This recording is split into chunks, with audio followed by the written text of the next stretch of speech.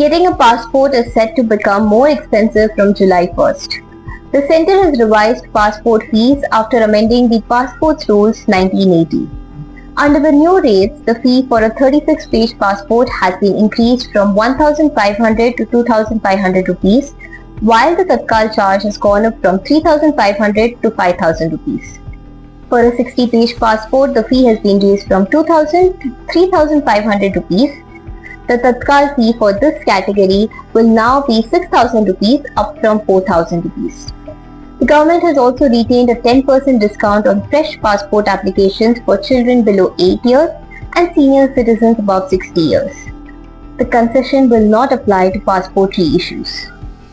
The amended rules also state that passports issued to adults will remain valid for 10 years, while passports issued to minors will be valid for 5 years or until they turn 18, whichever is earlier.